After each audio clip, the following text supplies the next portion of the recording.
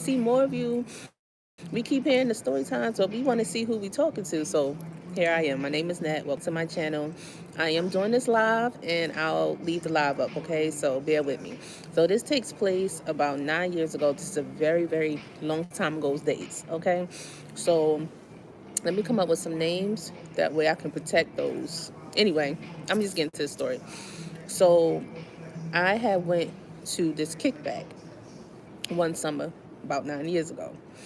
And when I was at this kickback, it was a nice time. I knew just about everyone there, maybe except for like one or two people. It was a lot of people there, and it was a good time. I used to drink, so this was during the time where I would have, a little drink or two. I would never go overboard, and I was feeling a little nice and just listening to music, whatever. So it's this girl that I was acquainted with. We wasn't really friends, but I would see her from time to time at these little kickbacks. So she was cool. You know how you know somebody, but you don't know them. You know what I mean? So anyway, we're gonna call her Monica. So Monica was like, "Yo, Ned, what you doing after you leave, the little kickback?" I said, "Girl, I'm tired. I'm headed home.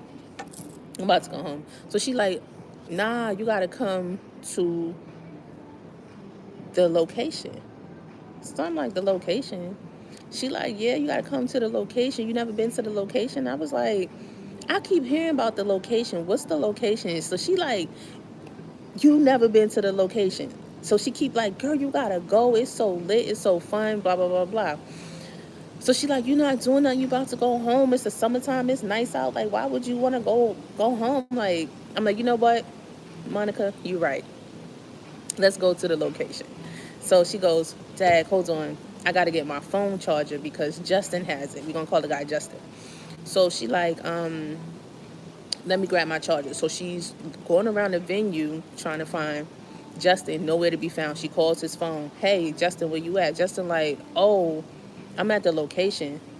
So she like, "Oh, perfect, because me and Nat headed there anyway. You got my charger." He's like, "Oh, my bad. You right. I do got your charger." But I think that he took her charger because he wanted her to come to the location, because I think they used to like talk or whatever. But that's my little speculation. I know both of them, so I'm thinking that they probably used to talk, but they never like broadcasted it. That's what I was thinking. Because you took her charger and went all the way to the location.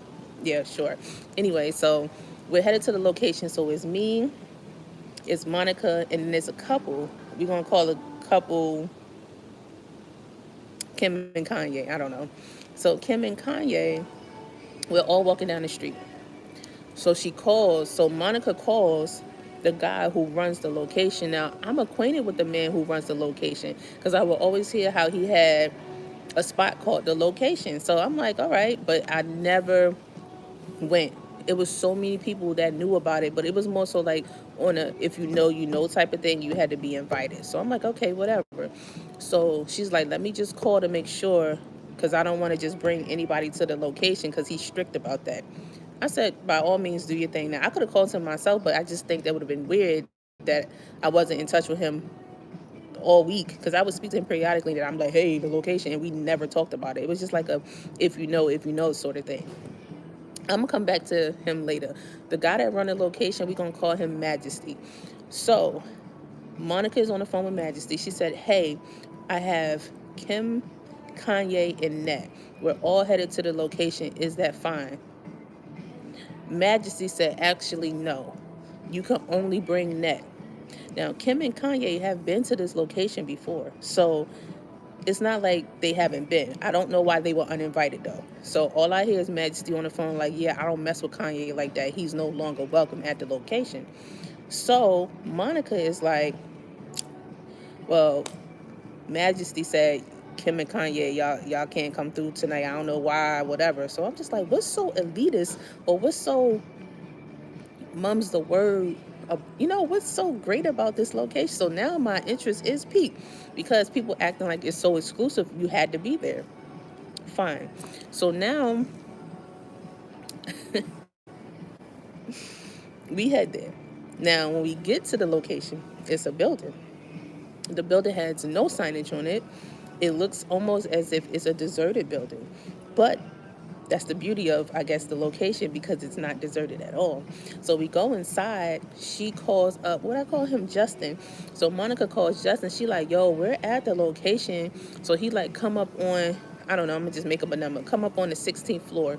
My mind, 16th floor, what? Whatever. We get on the elevator, we go to the 16th floor, and they take our coats. Now you just see a door, and you see security got the earpieces in. We're gonna call security guard Debo. So Debo's at the door, and you know they like, usually it's a cover, but Majesty was like, nah, they good, so they can just come through. So when you walk in the location, you see strippers shaking, shaking it. It's dark strobe lights, and I'm like, oh, okay, because I'm a little naive when it comes to certain things back then, not now. But back then, it's like I'm aware of certain things, but certain things is like you aware, but you like that, nah, like you know what I mean. So Monica's like, oh shoot, let me find Justin. So she like partying. So I'm like, okay. So I see your Majesty. Your Majesty. So Majesty, he comes up to me. He like, hey, what's up, Nat? How you doing? And then he always would try to sweet talk me because I felt like he was trying to recruit me. But that's another story for another day. I'll tell y'all, he was definitely trying to recruit me. So he's like, hey, what's going on, Nat? How you doing? It's always a pleasure to see you. Blah blah blah blah blah. Cool. He like, anything you want, you're good here. Because I don't know how to hide my expression. So I'm looking around like, because I'd never been, mind y'all. Everyone that knows. I just was the only one, I guess. Even though I knew the guy that ran it. So I'm looking around like, as I'm looking around, he's like, don't worry, you're safe here. My security team, here's Debo. It's other security too. You're good here, you're protected. We don't like drama here, you're fine. As he's saying that, Debo like, hold on. Debo walks over. It's a guy with his phone recording. Debo said, you know you're not supposed to do that. Grab him up, throw him out, take the phone, deleting what's in the phone. You know there's no recording here. So I'm like, oh my God. So they kick him out. So he's like, I want my money back. He said, you ain't getting nothing back. You out. Boom. So music now, like I said, I'm a little tipsy. So I'm like, okay. So Majesty like, yo, you hungry? You eat yet? And I'm like, actually, nah, I could go for something to eat, but everything is closed. So in my mind, like, well, I'm getting food from everything closed. So he like I told you, I can get you whatever you want. So he like, Debo, come here. So Debo come over. Net's hungry. What you want? I said, I want a Philly cheesesteak with whatever. Breaking it down. He like, you heard what she said? Make sure she gets that. 20 minutes later, I kid y'all not, Debo comes back like, here go your cheesesteak. I got a Philly cheesesteak wrapped in it for you, all that. Boom. Liquor flowing, having a nice little time. I'm like, oh, that's why everybody liked the spot. I forgot all about the dancers dancing because it's a room and then you go in, there's a hallway. Now, this is where it gets a little like, oh, so you go down the hallway, there's different rooms all over. So I'm like, so now I'm standing on the wall because I'm seeing different rooms, but all the doors are closed, right? So I'm like, what in the world? Because when you walk in, it's like a huge space where you see dances. It's set up like a club. When I bent that corner, it was a table. Now on the table is everything you need: baby wipes, wet wipes, condoms, bubble gum, lube, breath mints, napkins. All of this is on the table. So I'm like, wait a second. Ding, ding, ding. Now it clicks on me. I see a woman come out one room. She pumps the sanitizer on her hands. She grabs condoms, some mints, gum. She smirks at me, goes back in the room, and she's in like a negligee. She's in, you know. So I said, oh, I'm in a dinner setting. I'm in a whole house. Now I'm sobering up. I'm like, oh my gosh, wait. Am I in a brothel? So now Monica, she gone. Her and Justin, I don't know where they went. Now, mind you, is Monica and Justin and a few other people that I'm acquainted with that's there. Everyone's like gone. So I'm standing up by the wall talking to a guy that I know. I'm not gonna say his name. I'm not even gonna give him a fake name. I'm just talking to a guy that I know. And I'm standing there and I'm sipping my drink. And then Majesty come over. He like, you good? I'm like, yeah, I'm fine. Mind you, I'm standing on the wall. Now I'm feeling skeeved out because I'm like, oh my gosh, no, like I don't want to be here anymore. Like all the fun is gone. So people coming in and out the rooms, and mind you, I'm standing by the table looking like the concierge because how I'm standing next to the table. So I'm like, but I don't want to sit on anything. I don't want to touch anything. My cheesesteaks don't even taste nasty. Like that's how is everything is hitting me at one time. I'm overstimulated. So now I'm ready to go.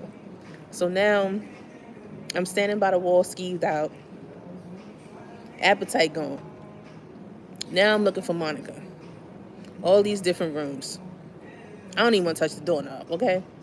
So now I'm just like, you know what? I'm just gonna text her like, yeah, girl, I'm about to call it a night. So I text her and then I see Majesty. I was like, thanks for having me. I had a nice time.